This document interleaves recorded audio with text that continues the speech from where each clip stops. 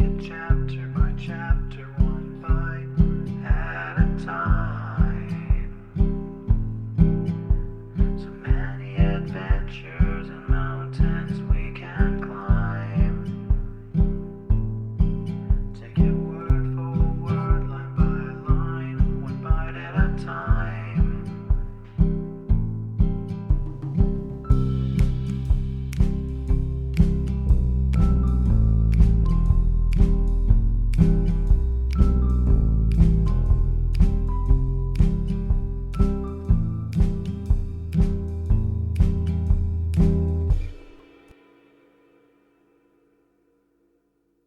Welcome to Bite at a Time Books, where we read you your favorite classics one bite at a time.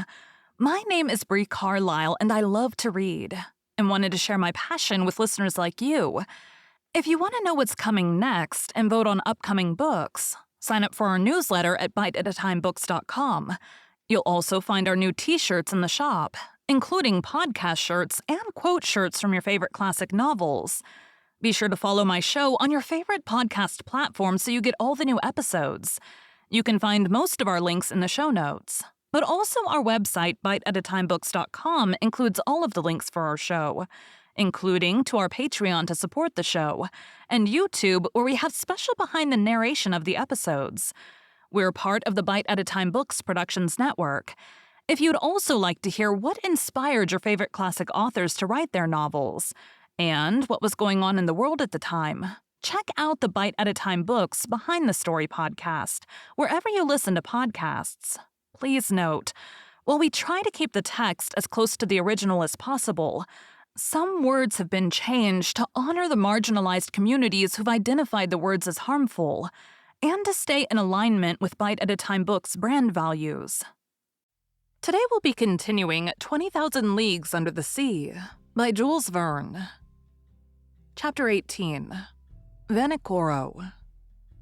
This terrible spectacle was the forerunner of the series of maritime catastrophes that the Nautilus was destined to meet with in its route.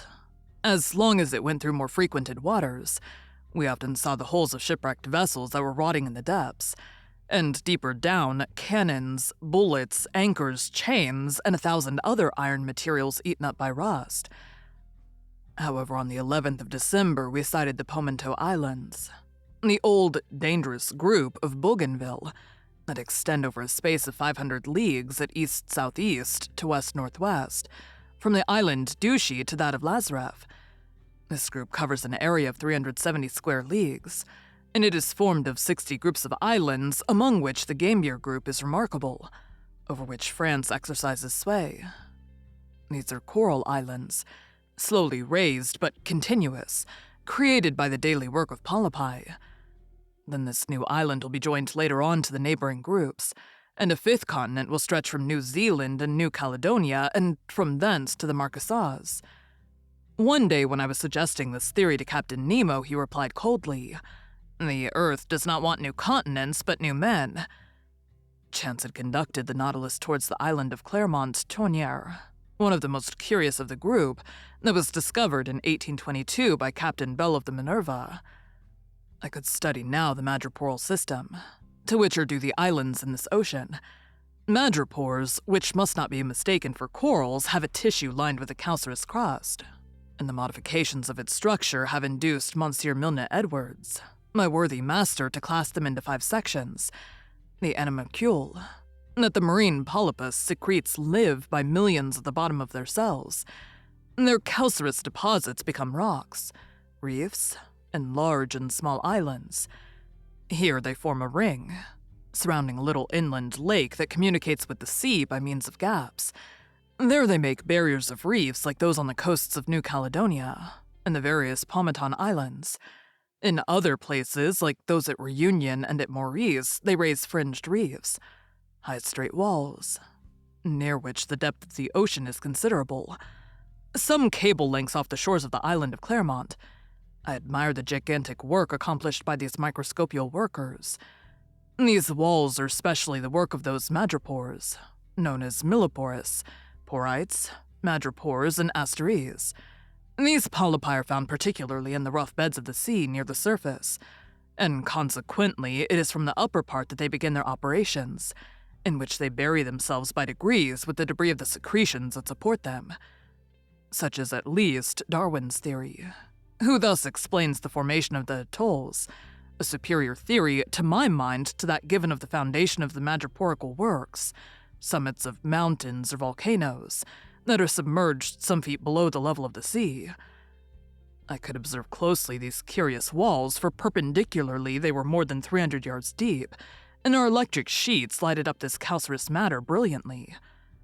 Replying to a question Conseil asked me as to the time these colossal barriers took to be raised, I astonished him much by telling him that learned men reckoned it about the 1/8 of an inch in 100 years.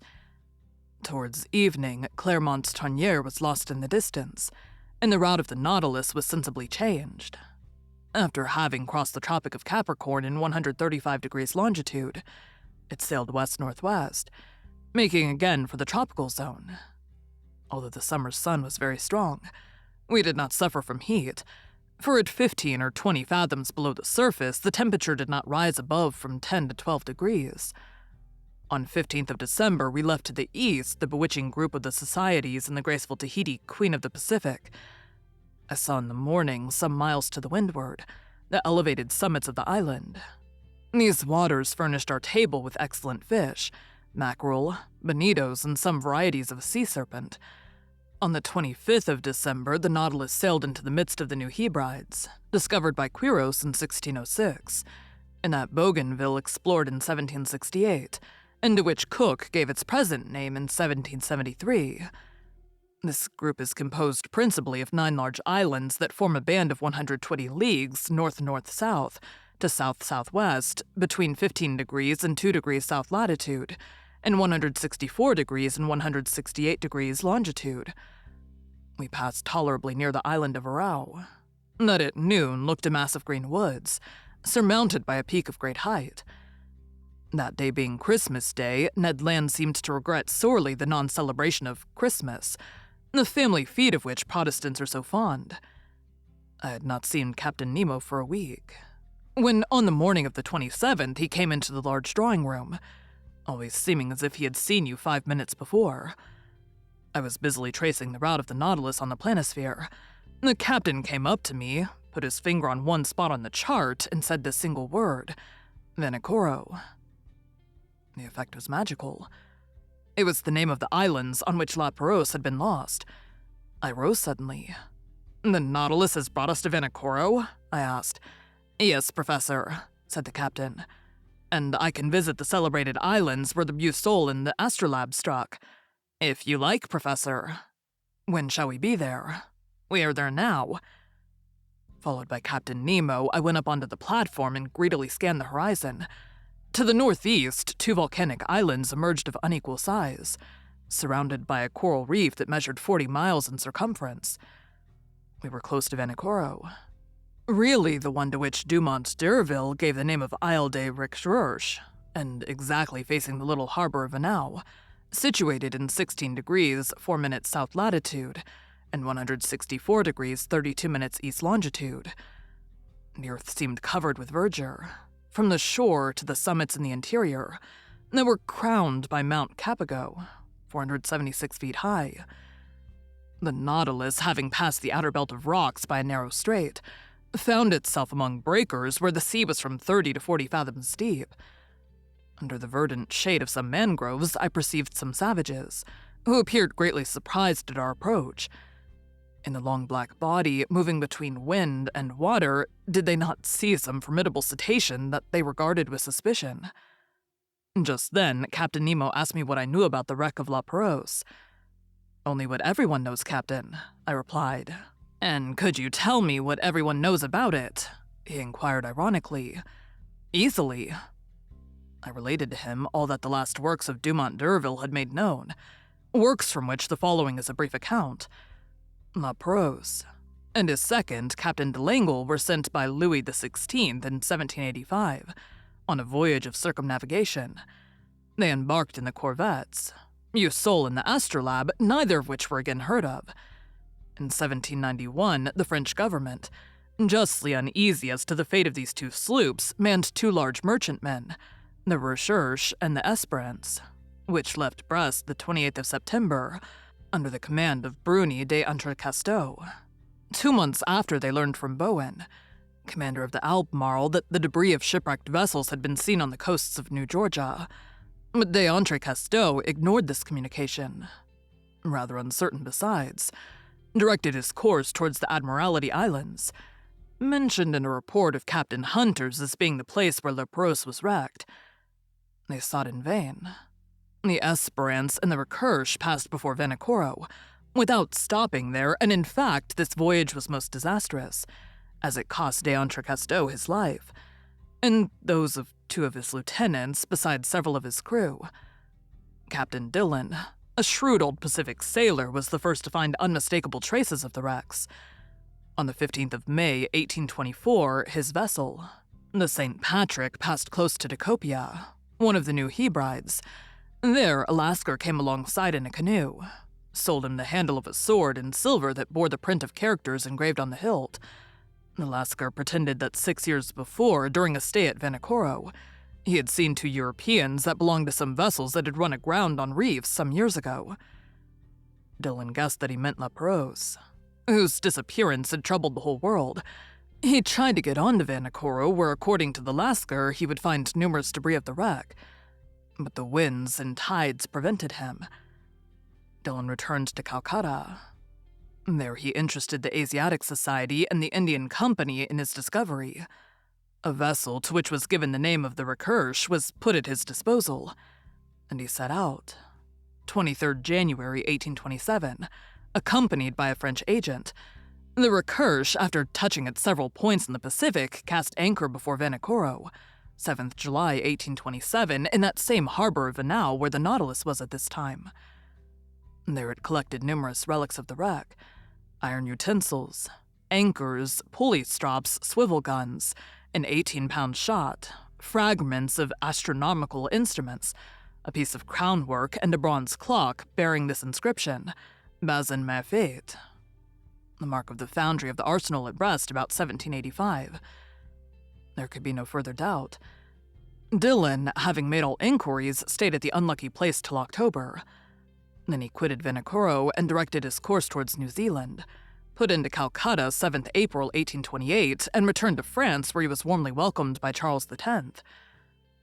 But at the same time, without knowing Dillon's movements, Dumont d'Urville had already set out to find the scene of the wreck, and they had learned from a whaler that some medals and a cross of St. Louis had been found in the hands of some savages of Louis Sade in New Caledonia. Dumont d'Urville, commander of the Astrolabe, had then sailed, and 2 months after Dillon had left Vanikoro, he put into Hobart Town.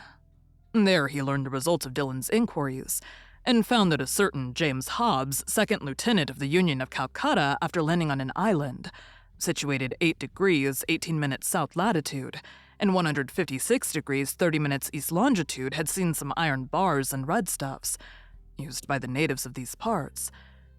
Dumont d'Urville, much perplexed and not knowing how to credit the reports of low-class journals, decided to follow Dillon's track. On the 10th of February 1828, the Astrolabe appeared off Decopia, and took as guide and interpreter a deserter found on the island, made his way to Vanikoro, sighted it on the 12th instant, lay among the reefs until the 14th, and not until the 20th did he cast anchor within the barrier in the harbor of Vanau.